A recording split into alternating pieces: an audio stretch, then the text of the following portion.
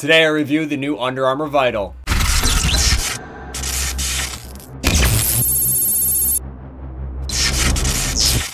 What's going on, Third Army? Today's review is brought to you by Lacrosse.com, and it is of the new Under Armour Vital head.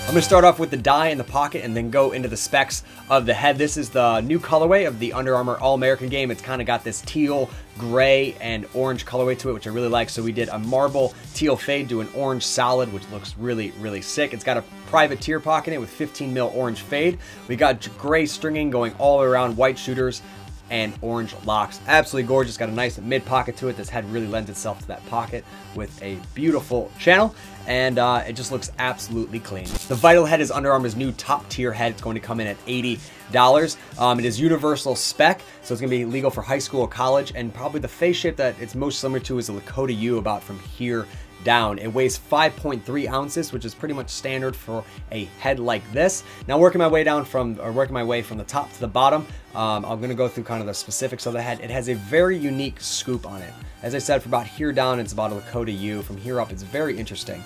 They did this to try and make it easy for the player to get the ball from the floor into the pocket. And you can see it's very tall, very thick, and pretty pointed. I wouldn't really know how well this would work without using it a bunch, but I can see where they're going with it. They're trying to make it very easy to pick up that ground ball and get it in the stick. I can see this putting a lot of weight in the stick considering how thick and tall it is, which I don't think I'd really want that far out on the stick. But we'll see if they keep developing this technology. Probably my favorite thing from the scoop is the recessed stringing hole. It's going to protect your top string, and you're really going to cut down on that friction against the ground, giving you a nice clean scoop, which I think is what they were going for. And I can see it transitioning. It's just a lot of plastic up top. Getting into the sidewall holes, I really love the placement of them from about 3/4 of the way down the head. Up top, they're very small. You can't really do a double top string without really forcing it.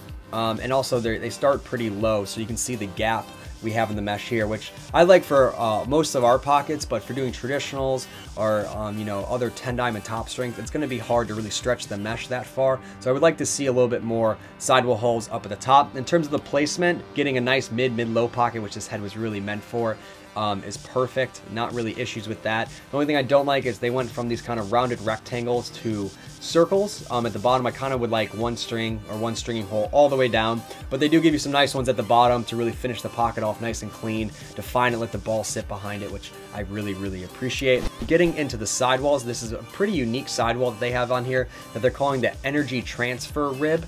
And I like the idea behind it. They went with a very stiff head that's going to have a backwards flex, which I like the most. I find them to be the most accurate because when you go to shoot, they're going to flex this way and give you a snap, more so than flexing this way and really pinching the ball.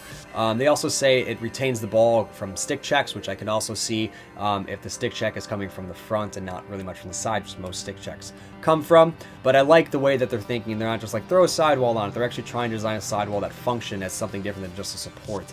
So what they did is that it's kind of a single bar that has two voids in it and then a half void in the front, which is really going to transfer that energy and give you a nice snap to the stick, which I like. The other thing I really love about this head is it looks like an Under Armour head. For a relatively new lacrosse company, they have aesthetic and they're sticking to it, and they're creating new technology around that aesthetic, which I really, really appreciate. And probably my favorite thing about all their heads is the little Under Armour lacrosse logo in the throat. I think you got to have something there, and it's definitely a winner having the Under Armour logo there. In terms of the offset, nothing radical here, just drops off immediately right where that, it's going to give you that nice offset feel from that mid to the mid-low, and then gently returns back, but still probably has a 1/2 inch offset from the throat to the top of the scoop, which is pretty standard. It's going to be nice for pretty much everything, but it really strings up with a nice mid-low. If you want anything a little bit higher, you could definitely pull it off. That is my review of the new Under Armour Vital. I think they're going in a great direction with their technology. Let me know what you think of the Vital in the comments below, and I hope you guys enjoyed this review, and thank you to Lacrosse.com for making this review possible. Look to it. The Evo strings up beautifully. One of the first things I've ever posted on the internet that I strung up was a PETA